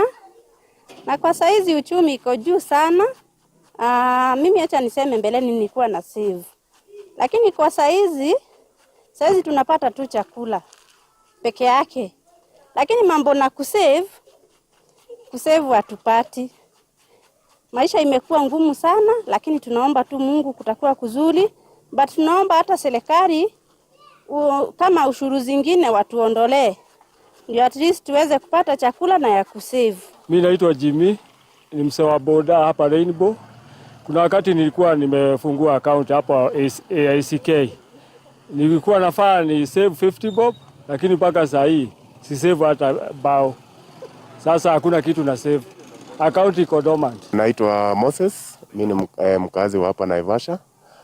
Saa hii maisha imekuwa ngumu kidogo. Kusave hatuwezi save kwa sababu saa hii kazi yenye tunafanya ni hand to mouth. Usipofanya huwezi kula na huwezi lala. But hapo awali kabla ya the current government we used to save anyway. Kwa sababu we used to save at least ungeweka 250 per day. Ama ukimultiply hiyo kwa wiki utajua ni pesa ngapi, kwa mwezi utajua ni pesa ngapi. At least, but the current situation we cannot do that. It doesn't allow. Jina ni Naomi Wairimo na nilikuwa na save bereni, lakini saa hii kazi ni baya sana. Ni kubaya, kumenyesha sana na saa hii kumeharibika juu hata chakula haionekani. Zenye tunanunua zinaharibika na mvua, kwa hivyo hatu save.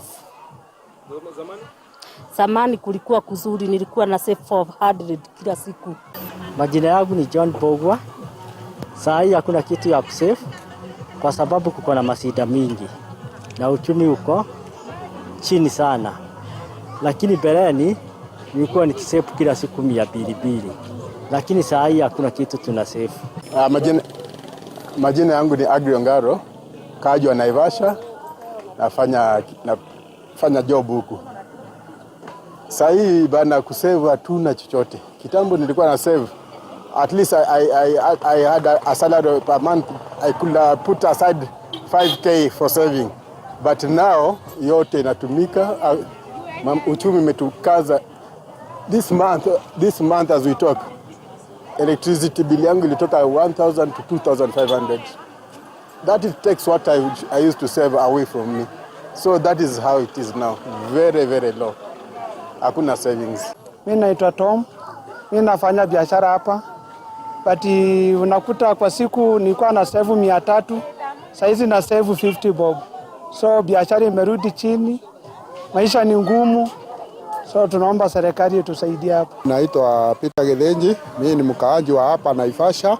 Nimekaa miaka mingi nikifanya hii biashara ya kuuza hii malimali ya kutoka Kinangop, lakini saa hii mambo ni mabaya.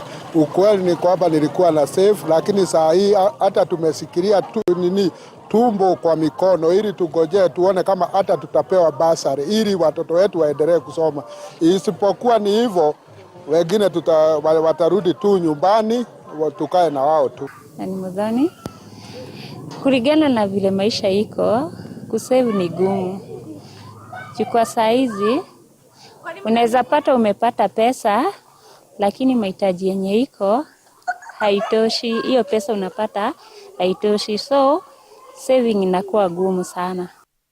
That is a sample of what Nakuru residents are saying, and specifically in Naivasha, from the whole informal form of employment, from the wholesale retail, that particular mama mboga, from transport to a boda boda huko, to construction, pia manufacturing, to plumbing, to MJ. The gentleman before, now the lady who spoke finally, saying mkono kwa nishikilia mkono kwa tumbo. And this largely speaks about, I mean, they're actually talking about what, you're alluding to before. Kitambo, mambo ingekuwa mzuri, mtu angesave, lakini sahi imekuwa ngumu kidogo. But then, at the end of the day, as you're saying, discipline has to be there. Is it the fact that now the culture is dimming? Maybe before the culture was there to actually save, or rather, has the culture ever been there in the society to actually save? Kenyan. Thank you so much. I think I look at it first in also two ways. One of the things that you'll notice with Kenya, there's a lot of resilience even when it comes to earning. Whether there's a problem, whether the economy is not so good, whether things are bad, Kenyans will still go out and look for their income. And if you look at Kenyans, actually, most of the time, the issue is not the income, and dispensable income. Somebody will still work hard to ensure they maintain their standards of living, and they will still to fed for their children and to meet their basic needs. One of the things that he mentioned is that people will always try to fit in even when things are so bad. They have a mechanism to adjust in a way that they'll be able to be still fine. But one of the things that I've noticed, especially when it comes to the societal issues, is that and even our society, even in Kenya, the saving culture is not so much there. People want to use everything they have, whether it's for business, whether it's by reinvesting it back. But saving is not one. It's not among. Actually, and even if you look at the budgeting process, even personal budgeting process, you'll see saving goes after most of the expenditures How you classify your expenditures between basic or the main ones that needs to be taken care of also is it's very discretionary actually, meaning that it's what a person it is depending on a person to person. What is basic to you might not be basic to me. I can adjust that. So you find that saving is always eaten into because of the discretionary personal preferences. So, and if people can be able to look into that with a mind of saving at the back of the mind, just the way in December, people will always talk of school fees in January, meaning that they need to put that as a saving. But the reason why they are putting it as a saving is because they know school fees will be needed. And that point, Tinega, because you have, let's say, a 20-year-old, into business, hapo gikosh, and as they always say, necessity is the mother of invention. He knows he's not married, hana watoi, anaishi kwa let's say bed sitter. For them, saving it's not priority because okay, maybe sahi sina need ya kusave. Unlike as she puts it, probably now for a guy who knows they have maybe 2 kids, have a wife, so have to save because I need school fees, blah blah blah blah. Around Gikomba, do you get this? Let me put into first. I will agree with my sister, whatever she is saying, that in our tradition, the saving is not part of us. This generation, during our grandparents, they used to save food for future, but they did not pass it on to us. If you come to the so-called the current youth, the youth who were born perhaps 2000, they call themselves .coms, because nowadays that generation calling itself .coms, currently they call themselves Generation Z. Yeah, if I'm not wrong, they have we have different approach when it comes to basic needs, when it comes to how to approach life. Whatever they used to do, they spend a lot on leisure, or the so-called entertainment. Sherehe. Award, yeah. They do a lot of that. But the generation that was the 90s and 80s. Of course, you can still access that conversation that took place on Tuesday this week online, especially on our YouTube page, as well as on social media as well. Matters to do with saving from daily wages. We were doing that rerun due to public demand. For now, let's go to our editorial comment today. Now, the announcement by the Ministry of Public Service of the upcoming National Youth Service recruitment exercise is undoubtedly a ray of hope for many Kenyan youth grappling with acute unemployment and disillusionment. However, the need for fairness in the recruitment process cannot be overstated, especially in light of past reports of corruption and bribery within similar exercises. Scheduled to take place between February 5th and 9th this year in all sub-counties across Kenya, this recruitment drive presents an opportunity to address challenges faced by the country's youth. The declaration that orphans will be given priority, provided they produce necessary evidence such as death certificates and burial permits, is a commendable step towards inclusivity.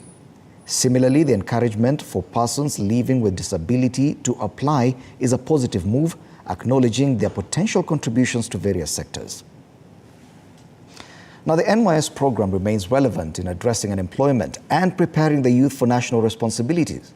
It offers paramilitary, engineering, fashion and design, business management, catering, agriculture, secretarial, plant operation, construction, and driving skills, which are all very necessary in meeting the current needs of the market.